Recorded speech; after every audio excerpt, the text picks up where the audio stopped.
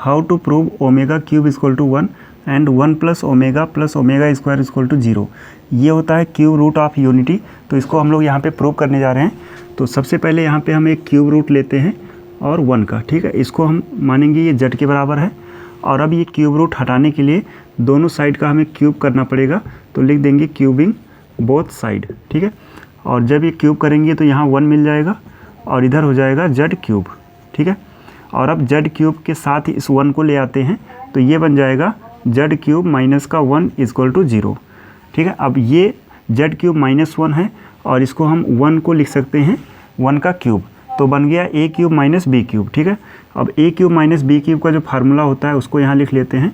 a cube minus b cube equal to होता है a minus b एक bracket में और दूसरे में आता है a स्क्वायर प्लस का ab प्लस b स्क्वायर, ठीक है। ये फार्मूला है a cube minus b cube का। तो अब इसको लिखा जाएगा z क्यूब माइनस 1 क्यूब, इसको z माइनस 1 एक ब्रैकेट में और दूसरे में आएगा z स्क्वायर और प्लस का यहाँ पे z और प्लस का 1 का स्क्वायर करेंगे 1 ही रहेगा, ठीक है। तो इस प्रकार से इसकी वैल्यू हमने इस फार्मूले पे ओपन किया और ये मिला।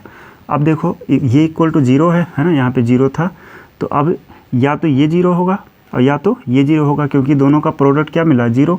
तो जब यहाँ से कह सकते हैं when z minus 1 equal to 0, तो ये बन जाएगा z इक्वल टू 1, ठीक है। और ऐसे ही जब यहाँ पे z स्क्वायर प्लस z और प्लस 1 इक्वल टू 0 होगा, तो अब इसको हमें श्रीधराचार्य नियम से सॉल्व करना पड़ेगा। क्वाड्रेटिक फार्मूला है ना, जो कि होता है यहाँ से z equal to minus B plus minus under root के अंदर b स्क्वायर माइनस 4ac और अपॉन में 2a। और अब यहाँ से इस वाले समीकरण को कंपेयर किया जाएगा किससे, ax स्क्वायर या कह लो z स्क्वायर, यहाँ पे az स्क्वायर प्लस का bz और प्लस का c इक्वल टू 0। तो यहाँ से हमें a का जो मान है a बराबर मिल जाएगा 1, b 1 और c भी यहाँ पे 1 है। ये तीनों वैल्यू यहाँ पे रखते हैं तो b माइनस 1 है, माइनस था और b की वैल्यू 1 रखा गया, प्लस माइनस अंडर रूट के अंदर 1 का स्क्वायर 1 माइनस 4 1 इंटू 1 और नीचे है 2 इंटू 1, ठीक है। तो इस प्रकार अब ये हो जाएगा z इक्वल टू माइनस का 1 प्लस माइनस स्क्वायर रूट के अंदर माइनस 3, क्योंकि 1 और ये 4, 1 माइनस 4 माइनस 3 आएगा और नीचे है 2, ठीक है। और अब यहाँ से रूट के अंदर माइनस है तो इसको लिख पाएंगे z equal to minus 1 plus minus i root 3 और अपॉन में 2। तो इस प्रकार ये जो इक्वेशन था यहाँ पे z क्यूब माइनस का 1 क्यूब इक्वल टू 0, इसके 3 रूट निकल के आ रहे हैं। z इक्वल टू 1 एक है यहाँ पे मिला था और दूसरा है यहाँ पे इससे मिल जाएगा माइनस का 1 प्लस i रूट 3 अपॉन में 2। और जब ये माइनस लेंगे तो ये बनेगा माइनस का 1 और माइनस का i रूट 3 और अपॉन में 2, ठीक है। तो ये 3 रूट इसके निकल के आ रहे हैं। और जो क्यूब रूट ऑफ यूनिटी होता है उसको लिखते हैं ओमेगा से, ठीक है। ओमेगा से लिखा जाता है इस प्रकार, w के जैसा होता है ओमेगा। तो अब यहाँ से कहेंगे अगर हम z को ओमेगा से डिनोट करें तो कहेंगे कि ओमेगा क्यूब इक्वल टू 1 है ना, क्योंकि z इक्वल टू 1 है तो यहाँ पे ये z क्यूब है तो 1 था, तो z को हमने क्या कर दिया ओमेगा से डिनोट कर दिया।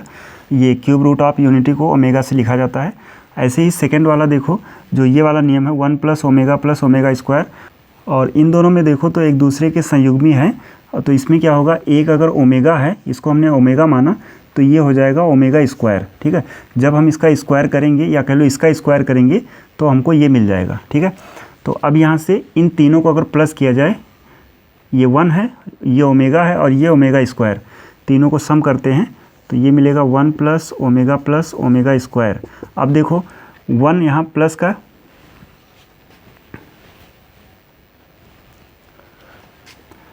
अब इन तीनों को प्लस किया जाए तो 1 यहाँ पे प्लस का है और माइनस का यहाँ देखो तो 1/2 है और ये बनेगा प्लस का i रूट 3 और डिवाइड बाई 2, ये पूरा लिखा गया। अब इसको लिखना है तो माइनस का 1/2 माइनस i रूट 3/2।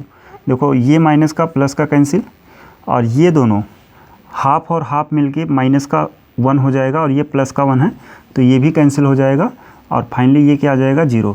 तो इस प्रकार कहेंगे 1 plus omega square equal to क्या होता है 0 और ओमेगा क्यूब इक्वल टू होता है 1।